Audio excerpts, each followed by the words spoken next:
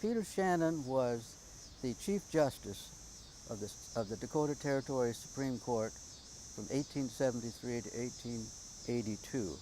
He was admitted to the Pittsburgh Bar in 1846. He had a very successful law practice there. He served a term as a judge in Pennsylvania, because Shannon, first of all, he was anti-slavery, but he was also stridently anti-secessionist. He believed that if you seceded from the Union, you were a traitor and had to be dealt with accordingly. So he served a short period of time in the Civil War in a Pennsylvania cavalry unit. When Grant was president, he offered him the position to come to Dakota Territory and serve as the Chief Justice. And because it was something because he would be working in the law, with the law, he took the position.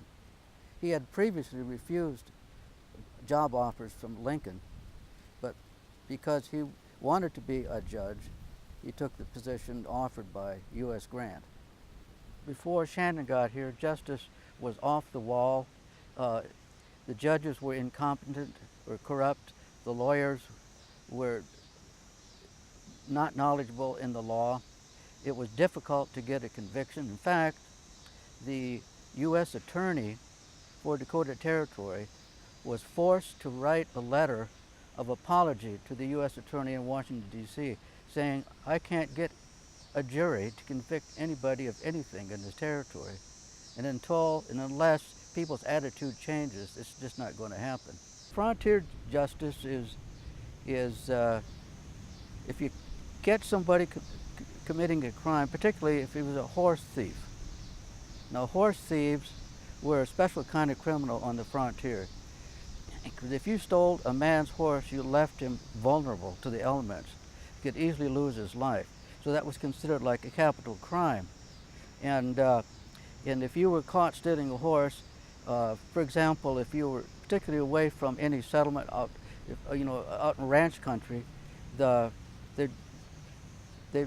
would hang you summarily to a cottonwood tree like one of these big ones over here. So that happened quite frequently. And that was, what you call frontier justice or rough justice. Of course, you could also argue that mobs commit murder. They're not in any way part of this justice system. But it was sort of the rule, the code of the unspoken, unwritten code of the frontier, that if you stole a horse, you were guilty and you could be hung. He was educated in the law, and that gave him a lot more credence than other judges and lawyers who weren't educated. For example, in the frontier, if you wanted to be a lawyer, if you knew a lawyer, you read law in his office for a while, and then that lawyer would take you to a meeting, probably at a bar, with one of the judges, other lawyers, to have a few drinks and a couple of laughs, and you remember the bar. That's the way it was so easy. But that's why there was so much incompetence, and that's where Shannon made a difference, because he had a legal education in Pennsylvania. He went to law school, and these other people didn't. His impact was considerable and it was immediate. He brought integrity, he brought competence, he brought good sense to the legal system. I mean, he got juries to take their job seriously, take their oath seriously. And when he spoke in a courtroom, people listened. People would come to listen to him speak. I mean, trials in those days, particularly murder trials, were like entertainment for the community. I mean, there was limited leisure time activity in those days. What didn't have much, so they'd come to hear the lawyers. They come to watch the trial, and women would sit on one side, men on the other, but they were always focused and very attentive. Once in a while, if something happened that would get their attention, they'd burst into applause, and the judge would have to gavel them back to silence. But Shannon was the first judge who really understood the law and how to apply it. Well, it was like, you heard the old expression, there's a new sheriff in town? Well, when he came, there was a real judge in town. And the newspapers, covered trials quite closely. So they really focused in on him. And the reporting on Shannon was positive. I mean, it was good. And throughout the whole territory.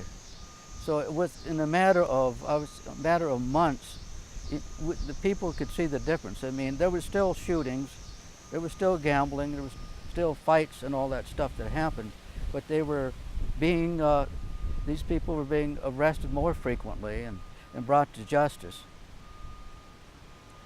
The trials of the crooked Indian agents, they were supposed to manage all the money and the food, the farm equipment that the federal government sent out to these various agencies. They were supposed to manage it, distribute it, make sure it went to the Indians. It was well understood that the Indian agents in Dakota Territory were corrupt. Basically, what they did was the assets, the money, the cattle, the equipment that were supposed to go to the Indians, they just converted to their own use, openly and shamelessly. Everybody knew that they were doing it, but they were never they never come under public disfavor, because they were, if they were stealing it, they were stealing it from Indians, and nobody liked the Indians. Although they were all acquitted by white juries, the fact that he convinced the South Dakota U.S. Attorney to prosecute these people in the first place, and the fact that there were several trials over and over again I think were really a credit to his sense of integrity and fairness. Wild Bill Hickok was a celebrity before he got to Deadwood, and he made a splashy entrance into Deadwood in a caravan that included people like Calamity Jane and Colorado Charlie and other outlaw luminaries. Now, Wild Bill was interested in gold, but he was also interested in gambling and drinking. And he had acquired a reputation as being a quick draw artist and a straight shooter. Jack McCall was from a kind of a ne'er-do-well, a loser. Somebody called him more of a dance hall dude rather than a bad guy. But he shuffled around, he came to, hunted buffalo in Nebraska, and he eventually ended up in Deadwood, where he did what he could to stay alive. And why he killed Wild Bill is still somewhat of a mystery among people who write about Wild Bill Hickok. Some say that he was paid by a faction of people in Deadwood who didn't like Wild Bill. I don't believe that's true. I think he just got drunk and shot him in the back of the head and paid the price for it. But Shannon's office was in Yankton. McCall was brought there and charged, and Shannon was the trial judge. And it was a relatively short trial because the prosecution had direct evidence of eyewitnesses, because Wild Bill was at a poker table with 3 other guys when he was shot, and one of them was sitting right across from him, and the bullet went through Wild Bill's head and into this guy's left wrist. His name was Captain Massey, and he used that as a means to get free drinks. He'd run into a bar and say, here's the bullet that killed Wild Bill on my wrist. So with that kind of evidence, and McCall had legal representation. And even in those days, they appointed counsel for people charged with crime, and they sent out people with subpoenas to bring witnesses for the defense, but they couldn't find anybody. So they had no case. The only case was that they had no jurisdiction to try him because the crime was committed on an Indian reservation. Well, that didn't hold water with Judge Shannon. So he was tried and convicted and was sentenced to death, and he was executed. He was hung in Yankton on March 1st, 1877, and that was the first legal execution in Dakota Territory. Prior to that, there had been lynchings, which was typical for the Wild West. His greatest challenge of his whole judicial career was when he was lobbying for an appointment to a third four-year term as judge. By that time, too many lawyers had ganged up against him. The entire Yankton bar wanted him out of here. They thought he was too strict.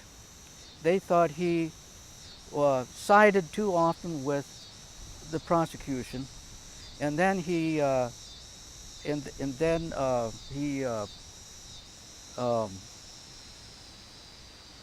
they wanted a more pliable judge, somebody that they could kind of mold. He had a lot of support from national public figures, and a lot of support from some of the newspapers. But it was the Yankton bar and the Yankton newspapers that ganged up on him and eventually convinced Chester A. Arthur, who was then the president, to appoint somebody else. So that was his biggest challenge, and he unfortunately was not able to succeed. We could learn respect for the law and learn about judicial fairness, about fair play, about administering justice in an even-handed, authentic way that, that more or less along the way it is today. Judge Shannon brought that kind of judicial competence and integrity to the state, to the territory, ultimately to the state. He helped create a working, competent judicial system. So that's the biggest part of his legacy.